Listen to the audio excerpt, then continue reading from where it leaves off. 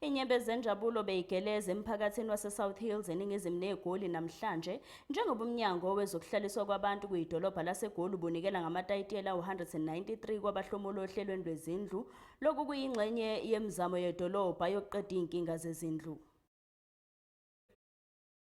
UKhisimusi usheshe wafika kubahlali abayi-193 njengoba namhlanje umeya kumasipala waseJohannesburg uDada Morero ngokuhambisana nosokomitini lakhe kwezokuhlaliswa komphakathi ukhansela uMlungisi Mabaso benikele ngezincwadi ezigunyaza ubunikazi bezindlu eSouth Hills. Umeya ulandise kanjena ngosuku lwanamhlanje. This is the second round. We have already issued 200 title deeds before. We're issuing another 196 until we conclude the development and those that require us to be given their title deeds. But we're emphasizing to our people to take these title deeds, keep their properties, look after their properties. Don't just sell your property and go back into an informal settlement.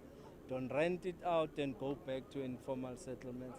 Let's find other alternatives to find work opportunities and economic opportunities. And we are asking all of them to really protect their properties. Usenjalo sokomitini likameya kwezokuhlaliswa komphakathi uMlungisi Mabaso unxusele umphakathi ukuba usebenzisane ukugcina indawo yawo iphephile futhi ihlanzekile. To mobilize themselves and coordinate themselves into a body corporate so that they create a program that will assist them to maintain and manage these properties. It's very difficult to maintain a high-rise building, but they will need to coordinate themselves so that they are able to maintain their properties. Secondly, they need to protect their title deeds because should they lose them, they will lose their houses because they might land into the wrong hands. So it is imperative that they keep those documents safe and protected and make sure that at least they plan for the future. So should anything happen to the beneficiary, at least the family should know who then takes ownership of the house, because we are dealing with a lot of disputes in Johannesburg and they tend to come to human settlements for us to resolve those disputes, and it's difficult because it's a family dispute and we can't really get involved in the private or family matters. ISouth Hills ezinze eningizimu kweJohannesburg inezakhiwo ezingaphezu kwekhulu lokuyilapho umasipala uhlalisa khona labo abahlwempu nabawela ngaphansi kwemali yabadla izambane likapondo kwelakuleli. Ezindabeni zeSoweto TV ngikunokulunga Mthembu ngiseJohannesburg South.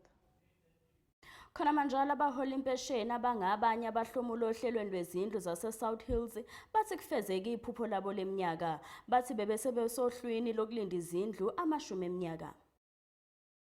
Mhlanje ngizizwa ngingumuntu impela noma sengikhulile sengathatha impesheni ayi ngingasathembi bathi bengibiza besithi woza usiyokunikeza isikhiye ngathi scheme ifuna ukuyambulala nini ngicabanga so bathi no yehla ncube ngihlale eHebrew for so many years yikho ke bangibiza ke laba bantu i-222 yadlula ingithatha nje seza khona la ngasithi iskimu mina ngangazi